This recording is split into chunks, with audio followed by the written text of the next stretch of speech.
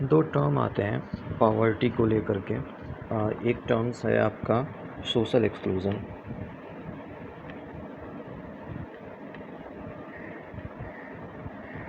दूसरा टर्म है आपका वल्नरेबिलिटी।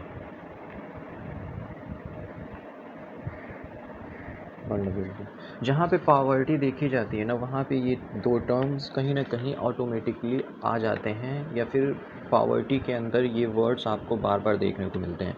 जहाँ पे पॉवर्टी रहती है वहाँ पे जो पुअर लोग होते हैं उनका सोशल एक्सक्लूज़न होता रहता है। सोशल एक्सक्लूज़न होने का मतलब क्या है कि उनका एक अपना अलग क्लास होगा, एक अपनी सोसाइटी होगी जिसमें वो क्या कर रहे होंगे, रह रहे होंगे। और वो जो सोसाइटी होगी ना, काफ़ी हद तक अदर सोसाइटीज़ से ख़राब होगी, उनकी कंडीशन जो होगी ना वो बुरी होगी। फॉर एग्ज़ाम्पल के लिए देखा जाए तो सोशल एक्सक्लूज़न की अगर हम बात करें तो आप देखेंगे जो लोग भी पुअर हैं या पॉवर्टी को फेस कर रहे हैं वो लोग सोशल एक्सक्लूज़न को फेस करते हैं। अब बात आती है कि सोशल एक्सक्लूज़न होता क्या है। अगर इसके वर्ड पे और इसकी मीनिंग की बात किया जाए तो as we know that social means होता है समाज, सोसाइटी। एक्सक्लूज़न मतलब होता है निकाल दिया जाना, बाहर कर देना, ठीक है ना। अब इनको बाहर किया, चूँकि हम पॉवर्टी चैप्टर पढ़ रहे हैं तो पॉवर्टी के अंदर हम लोग पुअर लोगों के बारे में पढ़ रहे हैं, तो जाहिर सी बात है कि इस चैप्टर में, इस पर्टिकुलर टॉपिक में हम पुअर लोगों के सोशल एक्सक्लूज़न के बारे में बात करेंगे। यानी जो लोग भी पुअर होते हैं उनका एक अपना अलग क्लास होता है, उस क्लास में ही वो रह सकते हैं, अदर क्लास में वो रह नहीं सकते हैं, ठीक है ना। जैसे जो लोग भी पुअर होते हैं उनका क्या होता है, वो लोग, उनके चारों तरफ पुअर लोग ही घिरे होते हैं। आप कभी मुंबई वगैरह जाइएगा, वहाँ के चौल को देखिएगा, वहाँ की बस्तियों को देखिएगा, आपको अंदाज़ा लग जाएगा कि सोशल एक्सक्लूज़न मतलब होता क्या है, समझ रहे हैं। इसके अलावा आप देखेंगे कि सोशल एक्सक्लूसिव जो लोग होते हैं उनका अपना स्कूल होता है, एक अपनी हॉस्पिटैलिटी का अलग तरीका होता है। इसके अलावा जहाँ पे उनका हेल्थ इश्यूज़ वगैरह अगर कभी प्रॉब्लम होता है हेल्थ से रिगार्डिंग, तो उन लोगों के लिए जो इलाज होता है वो अलग तरीके का होता है। मतलब कि जो पुअर लोग होते हैं वो सोसाइटी से एकदम, जो अदर सोसाइटीज़ हैं उनसे अलग तरीके के रहते हैं, अलग तरीके के जीवन जीते हैं। हर सोसाइटी, हर एक कैटेगरी अपने इनकम लेवल पे खुद को एक अपनी सोसाइटी बना करके रखती है। जैसे कोई 2 लाख रुपए कमाने वाला महीना पर्सन है, 2 लाख रुपए पर मंथ कमाता है, तो आप देखेंगे वो वैसे ही आस-पास वाले लोगों के साथ रहेगा, उसकी एक अपनी अलग सोसाइटी होगी। जो इससे कम कमाएगा वो अपने सोसाइटी वाले लोगों के साथ रहेगा।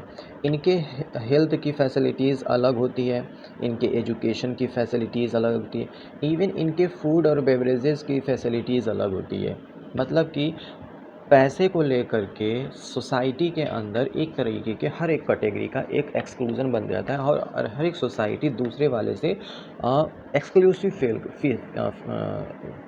एक्सक्लूसिव क्या करती है कि खुद को एक्सक्लूसिव फील करती है, समझ रहे ना। बात आती है आपके वल्नरेबिलिटी की। अब ये वल्नरेबिलिटी वर्ड क्या होता है, इसको ध्यान से समझने की कोशिश कीजिएगा। वल्नरेबिलिटी के माने होता है आपका संवेदनशील, समझ रहे हैं। मतलब कि ऐसे लोग सोसाइटी की या फिर पूरे कंट्री की बात किया जाए तो ऐसे लोग जो पुअर हैं या फिर इन फ्यूचर पुअर हो जाएं, पुअर हैं इन फ्यूचर पुअर हो जाएं, या इन फ्यूचर में ही पुअर ही रहें,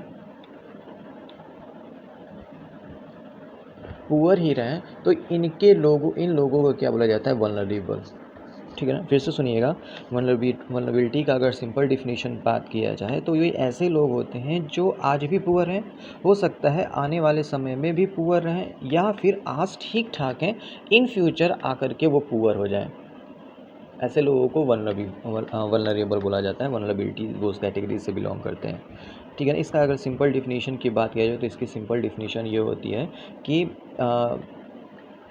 probability of a certain communities of becoming और remaining poor in the coming years. यानी कि एक ऐसी संभावना व्यक्त की जा रही है कि कुछ लोग ऐसे हैं जो लोग पुअर हैं और इन फ्यूचर भी पुअर रहेंगे, या जो लोग पुअर तो नहीं हैं इस वक्त बट किसी सर्कमस्टांसेस की वजह से आने वाले समय में पुअर हो जाएं, तो आपको उन्हें भी वल्नरेबल ग्रुप में आपको रखा जाएगा। आप सोच रहे होंगे सर आने वाले समय में कैसे कोई पुअर हो सकता है। अब सपोज़ कर लीजिए एक छोटी सी फैमिली है जिसमें सिर्फ मेल पर्सन क्या करता है, अर्न का है। इसमें है फीमेल हस्बैंड एंड वाइफ और एक चाइल्ड, ठीक है ना। अचानक से मेल की डेथ हो जाती है, तो क्या ये जितना अब कमा रहे थे इसकी जो इनकम थी वो उतनी रह जाएगी, क्योंकि कमाने वाला एक ही था, इसी पे 2 लोग और डिपेंडेबल थे। तो क्या ये आगे चल कर के पावर्टी को फेस नहीं कर सकते हैं? ये वीरो जो वोमेन होगी, क्या पावर्टी को फेस नहीं कर सकती है? बिल्कुल कर सकती है, ठीक है ना।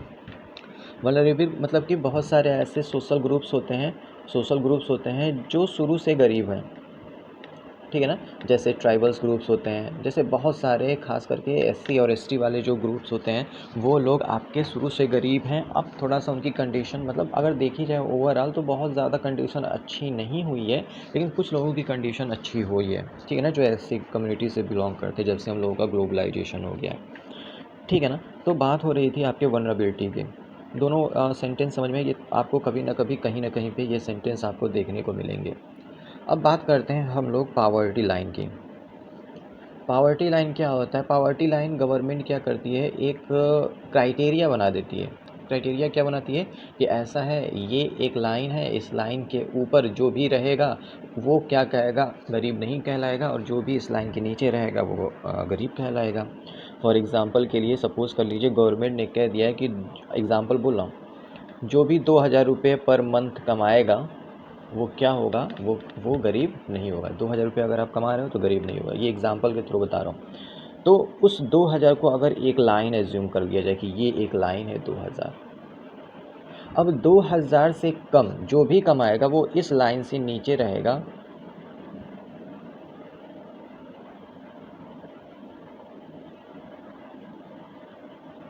और 2,000 से जो भी ज़्यादा कमाएगा वो इस लाइन से ऊपर रहेगा।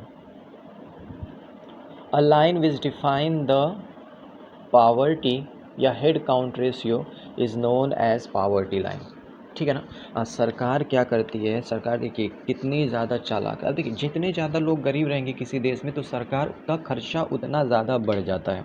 फॉर एग्ज़ाम्पल के लिए, अगर इस देश के ये मान लीजिए 2,000 का सरकार ने क्या कर रखा है कि जो लोग भी 2,000 पर मंथ कमाते हैं वो लोग गरीब नहीं हैं। अगर उससे 1 रुपया भी कम कमाते हैं तो वो गरीब हैं, ठीक है ना। अब क्या होगा कि सरकार इनके लिए स्कीम्स वगैरह लॉन्च करेगी। आप सपोज़ करिए 2,000 देश में कम कमाने वाले लोगों की जो संख्या है वो 2 लाख, ठीक है ना। 2 लाख ऐसे लोग हैं, सिटीजन ऑफ इंडिया हैं, जो लोग 2,000 से कम कमाते हैं। अब सरकार क्या करती है, इनके लिए स्कीम्स लाएगी ताकि इन्हें जैसे पीडीएस सिस्टम्स हो गया, हेल्थ के लिए इनके लिए स्कीम्स लाएगी, और भी बहुत सारे जिससे इनके बेसिक नीड फुलफ़िल हो सकें, ठीक है ना। ये सारे काम करेगी। तो ये सारे काम करवाने के लिए सरकार को पैसे तो खर्च करने पड़ेंगे ना, सरकार को पैसे देने पड़ेंगे। तो सरकार अपने खजाने से इनको पैसे देगी।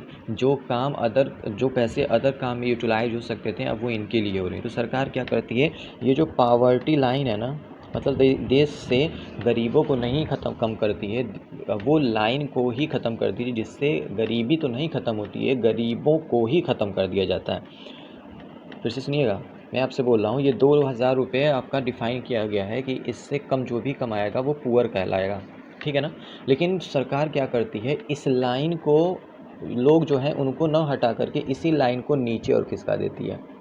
कहती है आज से जो 1,800 रुपये कमाएंगे वो क्या होंगे, वो पुअर नहीं होंगे, ठीक है ना। मतलब अब 200 रुपये जो कम कमाएगा वो भी अब पुअर नहीं कहलाएगा। तो ये वाली जो इससे 2,000 रुपये के नियर अबाउट वाले जो लोग थे वो तो अब अमीर बन गए, लेकिन क्या एक्चुअल में अमीर बने ये लोग? बिल्कुल नहीं, ये एक्चुअल में अमीर नहीं बने, सरकार ने इनको अमीर बना दिया, समझ रहे हैं ना। तो गरीबी नहीं ख़त्म होती है, गरीबों को ख़त्म किया जाता है, समझ रहे हैं ना। अब ये पावर्टी लाइंस को अगर बात किया जाए तो पावर्टी लाइन क्या होता है, a common method to use to measure poverty is based on the income और कंजम्पशन लेवल। मैं फिर से बोल रहा हूँ कि पावर्टी लाइन क्या होता है, एक मेथड होता है, एक तरीका होता है जो यूज़ किया जाता है मेज़र करने के लिए। किसको मेज़र करने के लिए? पावर्टी को मेज़र करने के लिए, on the basis of income, कि कितना कोई कमा रहा है, या फिर कंजम्पशन, समझ रहे ना। एक ऐसा लाइन है, ठीक है ना। जो भी पर्सन इस लाइन के नीचे रहेगा वो पुअर कहलाएगा, जो भी पर्सन इस लाइन के ऊपर रहेगा वो पुअर नहीं कहलाएगा। एक और बात, हर एक देश में पावर्टी लाइन अलग अलग तरीके से डिफ़ाइन की जाती है, डिफरेंट कंट्रीज़ में, चूँकि कंडीशन अलग, क्लाइमेट अलग होता है। होता है, हर एक चीज़ अलग होता है, जिसकी वजह से आप देखेंगे कि हर एक देश की जो पॉवर्टी लाइन है वो अलग अलग है। जैसे हमारे देश की बात किया जाए तो हमारे देश में कोई भी कार अगर कोई रख लेगा तो वो अमीरी कैटेगरी में क्या कहलाएगा, कहलाने लगेगा। अगर आप वो अगर लेकिन वहाँ पे अगर फ़ॉरेन वगैरह में अगर बात किया जाए तो आप देखेंगे कोई कार रख ले रहा है तो वो ज़रूरी नहीं है कि वो अमीर ही कहलाएगा। समझ रहे हैं ना, कौन सी कार रखा है ये डिपेंड करता है, ठीक है ना। तो बात कर दी जाती है कि पॉवर्टी लाइन अलग अलग जगहों पे अलग अलग कैटेगरी से डिफ़ाइन की जाती है। बात आती है कि जो पॉवर्टी लाइन इंडिया में है वो किस बात पे फोकस करता है, वो फोकस करता है हमारे कैलोरीज़ के ऊपर। कैलोरीज़ के ऊपर, कैलोरी मतलब कि अगर हम कोई चीज़ खाते हैं ना तो हमें एनर्जी मिलती है, वो कैलोरी के फॉर्म में हमारे अंदर पे आप बायोलॉजी में पढ़ेंगे स्टोरेज रहती है, ठीक है ना। अब इसी कैलोरी से हम अपने सारे फंक्शन को क्या करते हैं, परफॉर्म करते हैं, काम करते हैं, पढ़ते हैं, लिखते हैं, जो भी करना है करते हैं।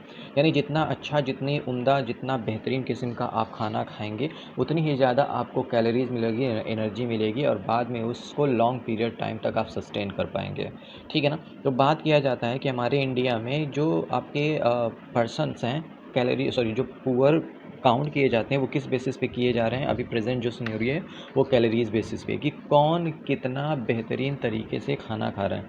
यानी हम कहेंगे कि अगर कोई पर्सन है वो आपके तकरीबन 2400 कैलोरीज का खाना खा ले रहा है तो वो बोला जाएगा कि वो गरीब नहीं है, ठीक है ना।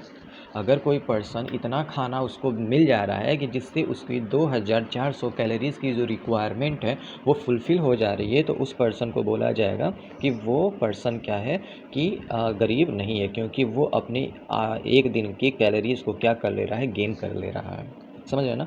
अब ये कैलोरीज़ को अलग अलग जगहों पे अलग अलग तरीके से मेज़र किया जाता है।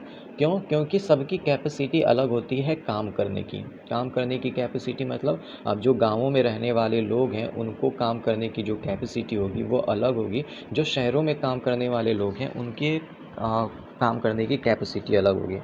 जो रूरल्स एरियाज़ में रहने वाले लोग हैं आप देखेंगे वो क्या क्या काम करते हैं, और जो अर्बन एरियाज़ में रहने वाले लोग हैं वो क्या क्या काम करते हैं।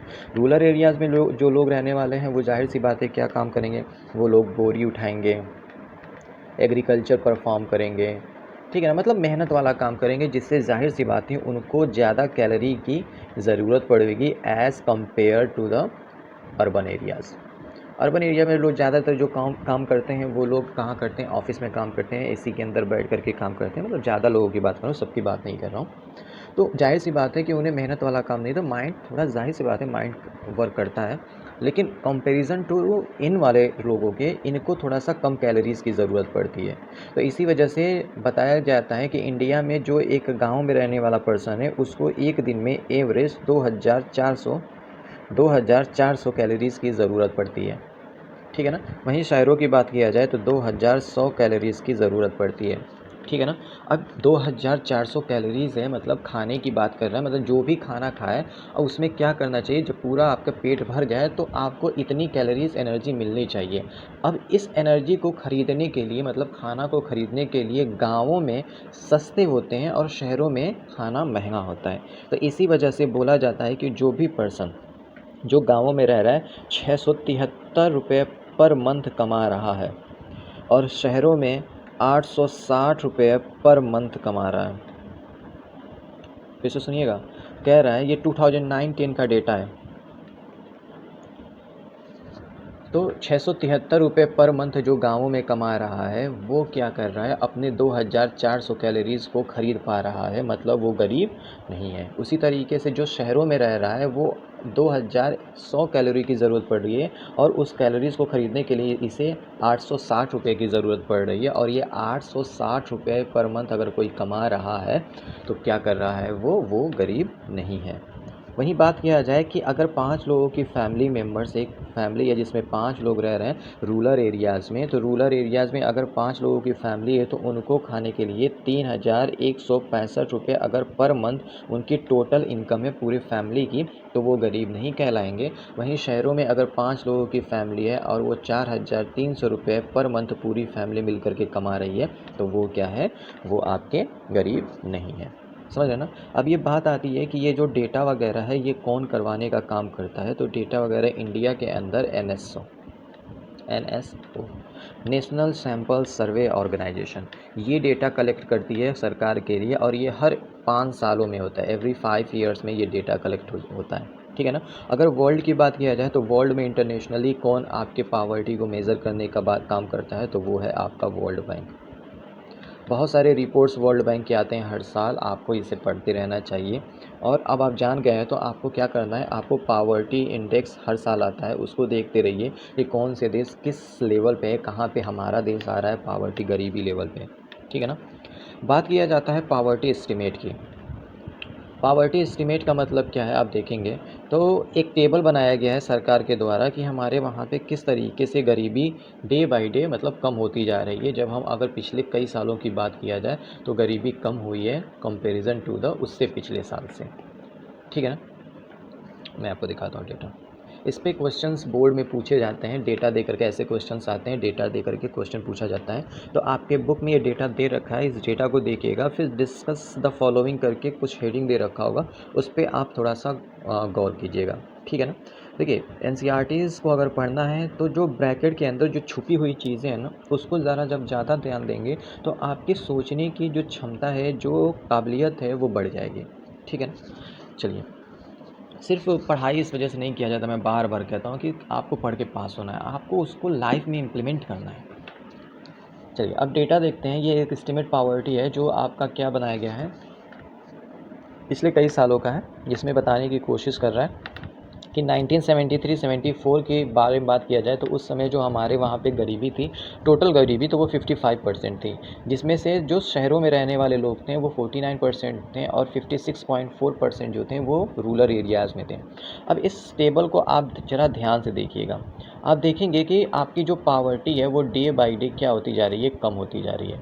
लेकिन यहाँ पे जो 2009 तक है, सॉरी यहाँ तक 2004 तक जो डेटा था, यहाँ पे तो पावर्टी कम हुई, लेकिन 2004 से लेकर के आपका 9 तक पावर्टी फिर बढ़ गई। अब इसके पीछे क्या लॉजिक है भाई, हमारे वहाँ भी आप देख रहे हो पावर्टी कम हो रही, लेकिन अचानक से पावर्टी बढ़ने लगी।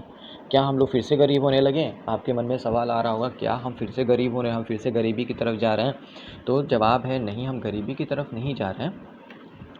हम लोगों के वहाँ पे जो पॉपुलेशन है वो बढ़ गई है, तो जब पॉपुलेशन है वो बढ़ने की वजह से जो परसेंटेज है, पावर्टी रेशियो है वो बढ़ गया, हेड काउंट रेशियो है वो बढ़ गया। हेड काउंट रेशियो मतलब कि कितने लोग हैं और उन कितने लोगों में कितने लोग गरीब हैं उसे बोला जाता है, ठीक है ना। जैसे ये पावर्टी लाइन है, अभी यहाँ पे 10 लोग गरीब थे, ठीक है ना। अब इन 10 लोगों की जो फैमिली है वो जब 2-2 3-3 की फैमिली एक्सपैंड हुई तो जाहिर सी बात है यहाँ पे पॉपुलेशन बढ़ गई, ऊपर भी पॉपुलेशन बढ़ी, ठीक है। अब हो सकता है इसमें से कुछ लोग इसमें आए हों पावर्टी में, कुछ लोग इसमें से इसमें आए हों, लेकिन पॉपुलेशन बढ़ने की वजह से ये जो रेशियो था वो क्या हो गया, इंक्रीज़ हो गया, ठीक है ना। तो ये आपका एस्टिमेट था, यही समझाने की कोशिश की जा रही थी, ठीक है ना। इसके अलावा हमारे वहाँ पे वनरेबल ग्रुप्स, मैंने आपको बताया कि जो वनरेबल ग्रुप्स होते हैं, वनरेबल सोसाइटीज़ जो होती है, जो पुअर हैं या इन फ्यूचर में भी पुअर हो सकते हैं, उनके बारे में बात किया जा रहा है। तो हमारे वहाँ पे जो शेड्यूल्ड ट्राइब्स वाले लोग हैं, यानी ये शुरू से गरीब रह रहे हैं और इन फ्यूचर भी गरीब रहेंगे, तो इनकी जो कंडीशन है वो 47.4% जो शेड्यूल्ड ट्राइब्स हैं, वो आपके रूरल एरियाज़ की बात किया जा रहा है, वो लोग क्या है, वो लोग गरीब हैं, पुअर हैं। उसी तरीके से शेड्यूल कास्ट हैं, वो 42% गरीब हैं। मतलब अगर 100 लोगों की आबादी तो उसमें 42.3% जो आपके शेड्यूल कास्ट के लोग हैं वो गरीब हैं, ठीक है ना। वहीं पे आपके एवरेज इंडियन पावर्टी रेशियो की बात किया जाए तो हर 100 में से तीसरा बंदा क्या होता है आपका, सॉरी 10 में से तीसरा बंदा क्या होता है आपका, गरीब होता है। एग्रीकल्चर लेवल में हमारे वहाँ पे गरीबी सबसे ज़्यादा देखी जाती है, क्योंकि हम आपको पता है कि हमारे वहाँ पे एक साइकिल चलने लगता है गरीबी को इम्प्लीमेंट करने के लिए। कैसा साइकिल, कि एक किसान है, छोटा किसान है, इसने अपने वहाँ पे इस लालच में कर्ज ले लिया, कहीं से किसी ज़मींदार से, किसी ठेकेदार से, कहीं से कर्ज ले लिया कि मैं फसल बोऊँगा, पैसे आएंगे, कर्ज इसका चुका दूंगा और कुछ पैसे बच जाएंगे तो मैं अगली खेती में उसे यूटिलाइज़ कर लूँगा। इस लालच में वो क्या करता है, कर्ज ले लेता है, और कर्ज जब ले लेता है तो सपोज़ कर लीजिए, क्योंकि हमारे इंडिया में आप जानते हैं मानसून बेस्ड एग्रीकल्चर किया जाता है। अब मानसून बेस्ड एग्रीकल्चर पे डिपेंड होने की वजह से हो सकता है उस साल सूखा पड़ गया, इसने 2000 रुपये का कर्ज ले रखा था, पूरी फसल इसकी बर्बाद हुई थी, ये 2000 रुपये कर्ज में आ गया कि नहीं, ऊपर से इंटरेस्ट भी देना पड़ेगा कुछ ना कुछ। और ये जब अगली बार दोबारा से जाता है कर्ज लेने के लिए तो 2000 नहीं, अब इसे 4000 रुपये अब ये 4,000 रुपये इसको क्या करेगा, जब इसने फसल पैदा करी तो इसे प्रॉफिट हुआ 2,000 रुपये का, मतलब टोटल सपोज़ कर लीजिए 3,000 का प्रॉफिट हुआ। अब ये लेकिन कर्ज तो इसका 4,000 का है ना, यानी अभी भी ये 1,000 के लोन में है। यानी ये एक साइकिल चलने लगा कि ये हर बार अब कर्ज में रहेगा, जब तक कि ये जिएगा अब कर्ज में रहेगा। ठीक है ना, इसी वजह से किसान आत्महत्या करते हैं, समझ रहे हो ना। चलिए, कैजुअल लेबर्स की बात किया जाए। कैजुअल लेबर्स वो लेबर्स होते हैं जो आपके डेली वेजेस पे काम करते हैं। मेसन्स हुए आपके, रिक्शा पुलर्स हुए आपके, ढाबे पे काम करने वाले लोग हुए, ये लोग आपके कैजुअल लेबर्स में आते हैं। और यहाँ पे इंडिया में जो कैजुअल लेबर्स हैं वो लोग 47% पुअर हैं, समझ रहे हैं। चलिए।